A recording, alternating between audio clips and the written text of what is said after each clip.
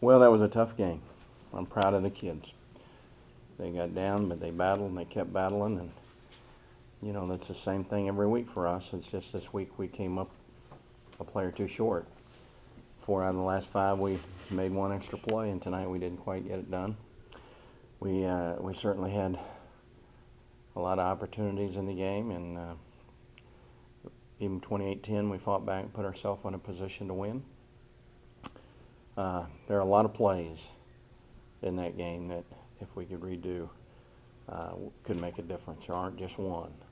And I know some of you might want to look at just one, but I can find a bunch of them. I can find the free safety or a DB or somebody missing a tackle. I can find a lot of plays that could have made a difference in that game. I thought our defense played about as good as they could play.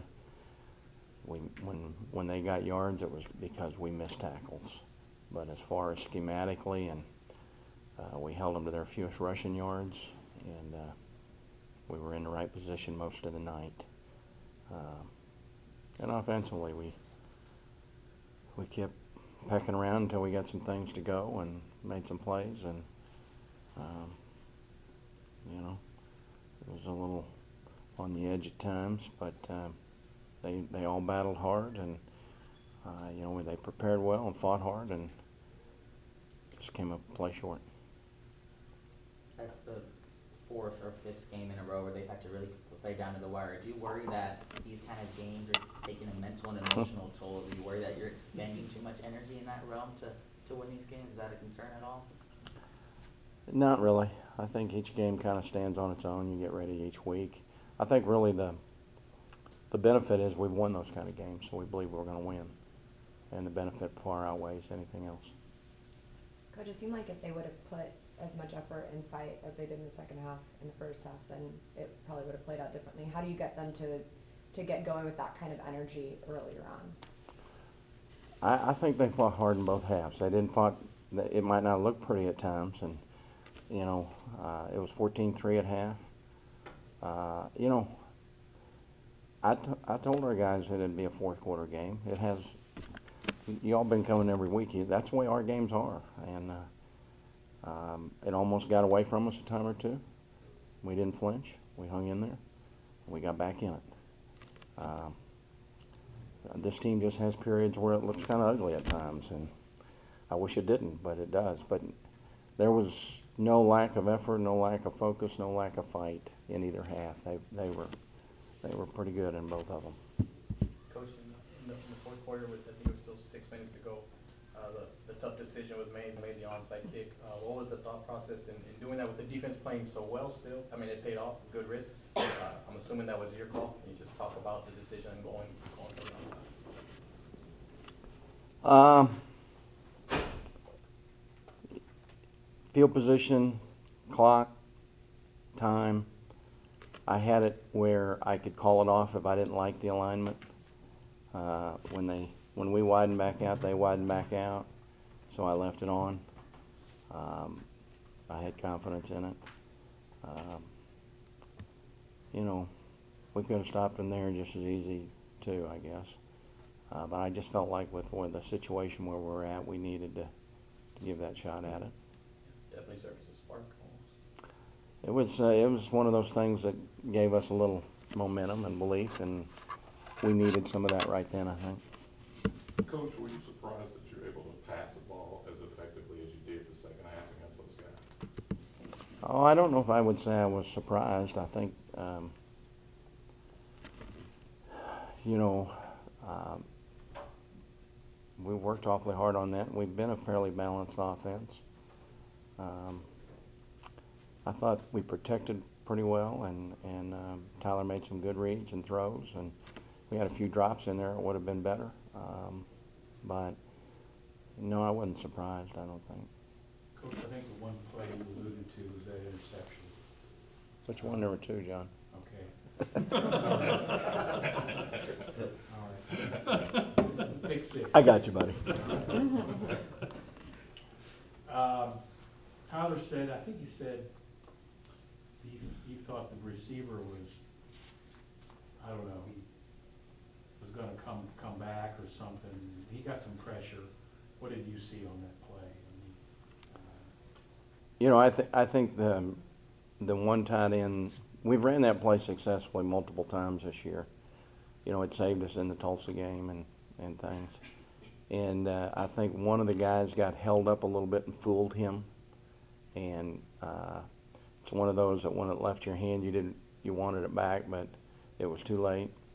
Because I think he thought the tight end was coming open cleaner than what he was. And it just didn't work out that way. Who was the tight end? Which one was it? Lawrence White. Lawrence. There were a couple of them in the game, but Lawrence was the one I'm talking about. Yeah, and you eschewed the field goal attempt at that time, correct? No regrets there. You do that again. Came to win. We didn't come to lay up. It was a par 5 today, and we were going for it in 2, to put it in golf terms. And I wasn't going to leave anything in the bag, and I felt like we could make it. And that play has been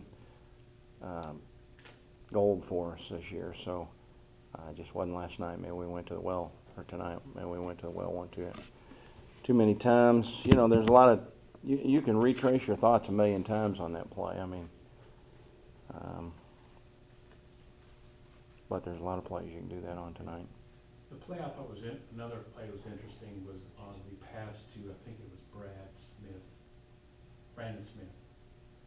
It was on 3rd down, came up a little short. Looked like a bad spot to me.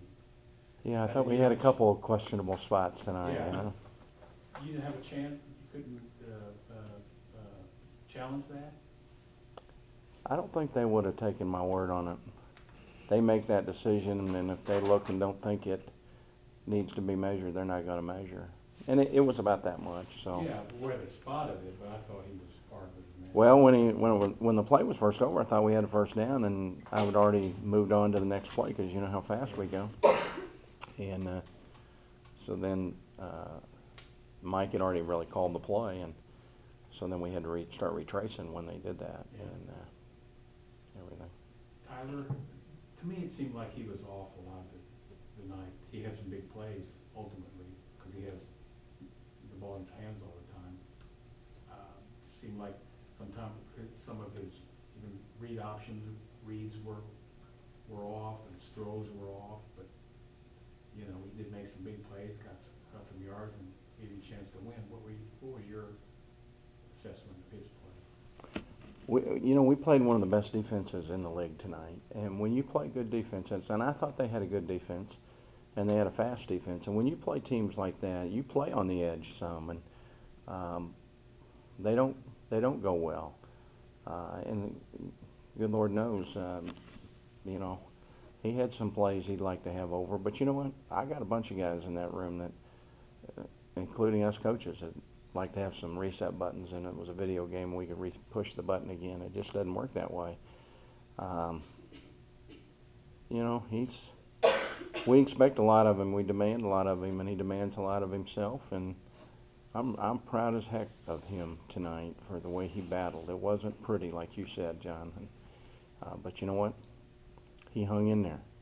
I don't think he wanted to come in here and face you guys tonight, but he's a leader. He takes responsibility and takes accountability. He didn't shy away from it, and when you enter the arena, those are the things you have to do. Coach, kind of talking about that, you can say that you're proud of him. When I asked him and Michael about moral victories, and that didn't go over very well. But We don't do those here. right. So that was the answer I was expecting from them. But as far you can say that you're proud of Tyler, do you want them to look at this and be dissatisfied, or do you want them to be able, maybe not today, but in a few days, be able to look and be able to reward themselves for the good things they did, but fix the bad? No, they need to be dissatisfied. Why? Because they lost. We lost the game. There's no we're not into moral victories. When we played Illinois or play up, we're not going to be into those things. That's just not the way we play the game. I told them I was proud of them after the game. I told them I was proud of how they battled and fought back and didn't flinch. I told them we're going to look at this game and find about 50 plays that if we could do them over, would be a difference. That there wasn't a singular play in this game that lost the game. And and and coaching world knows, as coaches, we all could find a few things too. I think they need to hurt until we get through the meeting tomorrow at 5:30, and then we start on South Alabama. So that's what I tell them all the time. If you don't, if you have no commitment, if you have no sacrifice, if you have no dedication, if you don't care about your team, then you don't hurt tonight. If you have those things, you hurt, and you know what? That's okay. It's okay to hurt because and people know you cared, and your teammates want to know that. Your fans want to know that. But most of all, I think your self-respect tells you that you need to have that. Coach, going forward, last year we saw obviously, falling short overall looking at the entire season, still 3 weeks to go. Maybe obviously I know you don't want your players to start discussing this, but you being the head coach, what's your mindset with 3 games left and knowing last year, where you guys were left out of postseason play, fell short?